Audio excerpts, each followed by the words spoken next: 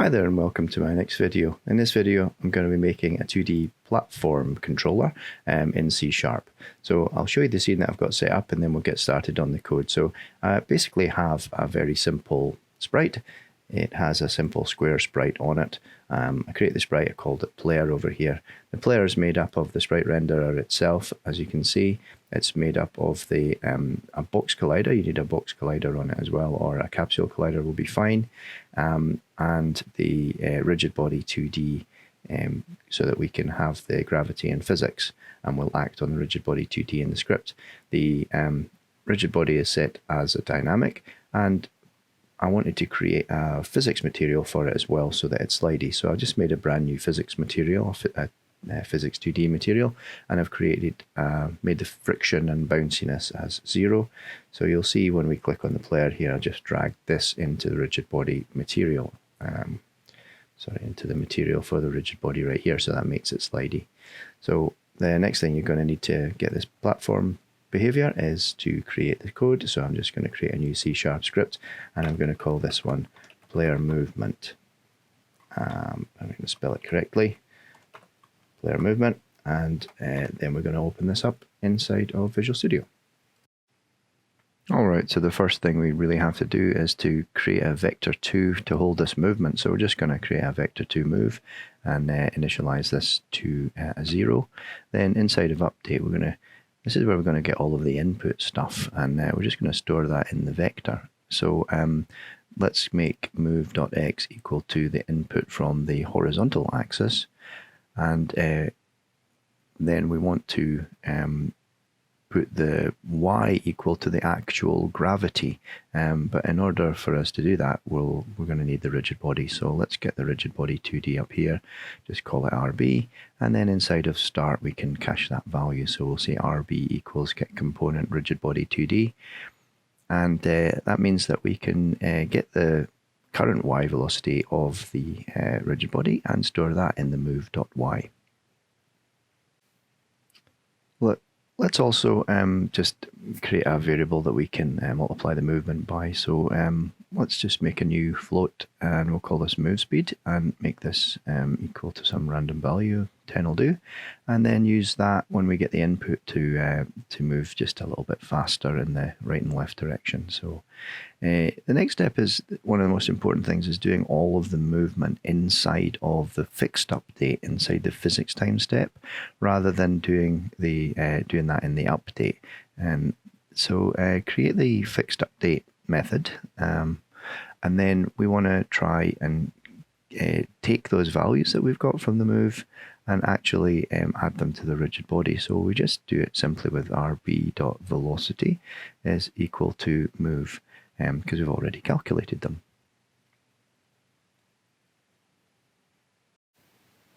So to test it, we just want to make sure that we click on the player, move the script that we just made onto the player, and then hit play, and we should be able to move it with the speed that we passed in. We should be able to move that right and left, and obviously the gravity still works. So the next thing we want to do is we want to be able to jump. So we'll head off to the code here. As I mentioned before, we want to be able to make sure we do all the input inside of update, and we want to be able to do all the physics stuff inside of the fixed update. So we're going to create a couple of variables here. We're going to make a jump speed variable. So we're going to control how much we jump by. I'm just going to make this a random value just now, and we're also going to need a bool which will be a true or a false of whether we want to actually jump, and we'll set this to false right now. So all we're going to basically do is if we press the jump key, so if input.get button down and then use jump, if we are pressing the jump key, we want to set this jump value to true, and when we've set the jump value to true inside of the fixed update here, what we're going to do is, if that value is true, we're going to do the actual physics and we're going to jump. So we'll just do the if statement and we'll just say if the jump is true, then we want to actually add the force. So we'll say rb.add force. We're going to use vector2.up multiplied by the jump speed, so we get bigger jump. And then we use the force mode 2D dot impulse, which gives us the instantaneous change in velocity. We need to also make sure that we set jump back to false again, otherwise every frame we're going to jump. So this is basically saying that we've already jumped and we don't need to jump, we'll need to wait for them to do this again. So let's give this a quick test as well. So you can see from the test that it works perfectly fine, so we're able to jump, it applies, the gravity still works. However, you can see that as well, if we are in the air and we hit the jump, we'll also jump as well. So this is one of the most complicated things to do with the character controller, and there's no real good way of doing it. So I'm going to show you the method that I've chosen to use this, and we're going to do a simple ground check. So if we're on the ground, we're able to jump, otherwise we're not. So I'm going to actually create a function, a method, that will return a value. So it'll return a true or a false. So the return type is bool, and we're going to call this can jump, and we can extend this a little bit later on, and it'll just basically return true if we can jump and false if we can't. I'm going to use the rigidbody.cast, which if you look at the documentation, effectively casts from this rigid body in any direction and stores the results as an array, a list of raycast hit2d results. So I'm going to create this because the way this works is it's non-allocating. So we're going to have to create it first. So we're going to just jump up the top of the code, and we're going to create a raycast hit2d array. We'll call it hits, because that's a good name for it, and we'll just initialize this to maybe 5. So we've got 5 of them to store some hits from that array. We maybe don't need as many, but it doesn't matter, we'll keep going with that. So what we effectively get return value from this is we get an integer value of the number of hits. So if we say num hits is a good name for that, and we say rb.cast, and we pick the direction we want to cast, so we'll just say vector2.down, and we pick the raycast hits, we called hits, and we pick the distance that we want to go down as well. So I know it's about 0.51 approximately from testing, 0.51, and what we should get is if this value, the return value from the cast, is more than 1, we should return true, otherwise we should return false. So we can do this with a simple, so we'll do it with the if statement because it's easier. So if num hits is greater than 0, then we return true, else we'll return false.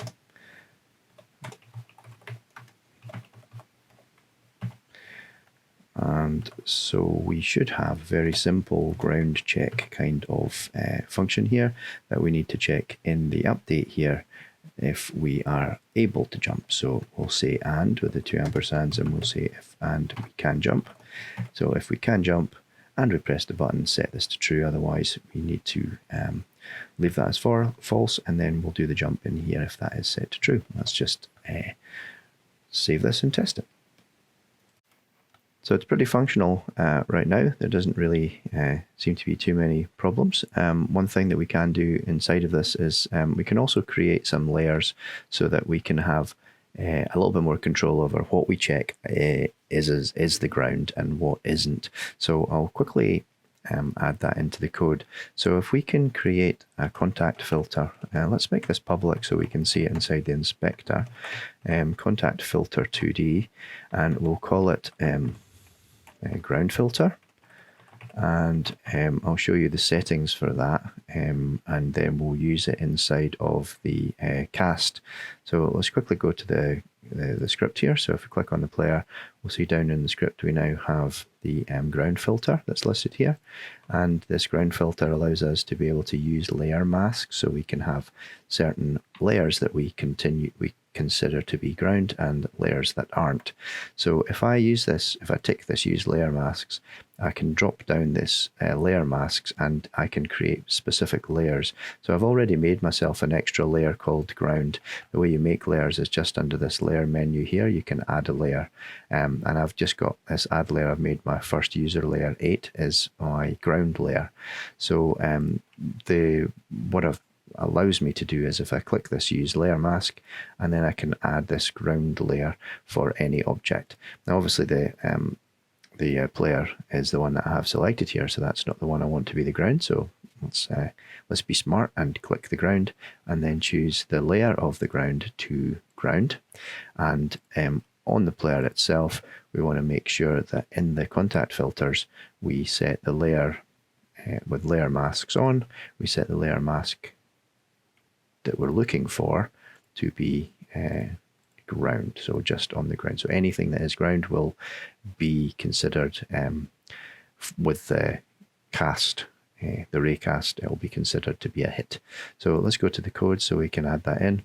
It's a lot easier than it seems. So we've got different overrides when we've got this cast. So if we look at the different ones that we can have the contact filter one, and then we can see the contact filter comes in here. So we've got a direction, and then we're just going to use the ground filter, and then we've got the hits, and the 0.51 is the distance. So just one extra brackets in there to fix that up. So I also, when I was testing, I saw that this was actually still a little bit big. You want to try and get this matching as much as you can when the size of the sprite, just in case someone can very quickly click twice the jump button, then you'll get some weird results. So again, let's save this and test it.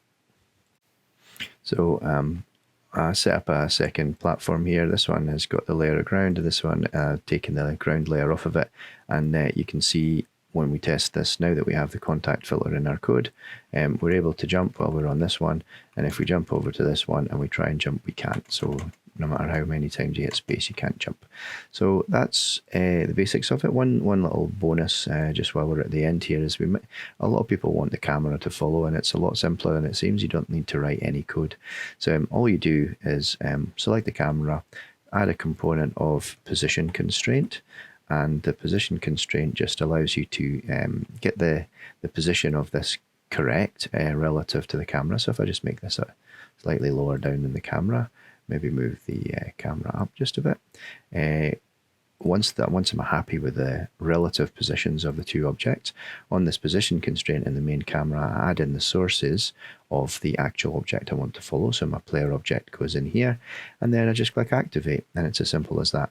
Now when I move around, the active position constraint will match the position of the object with the camera, and so it'll move it around. And obviously you can get the camera exactly where you want size wise as well, just by moving it in and out so that you've got what you need. So that's a relatively functional and good starter character controller for a 2D platform game. I could continue on with this series, so let me know, put some comments in if you want me to continue with pickups and portals and the like for platform games. Then just like and comment and subscribe. Thanks and bye.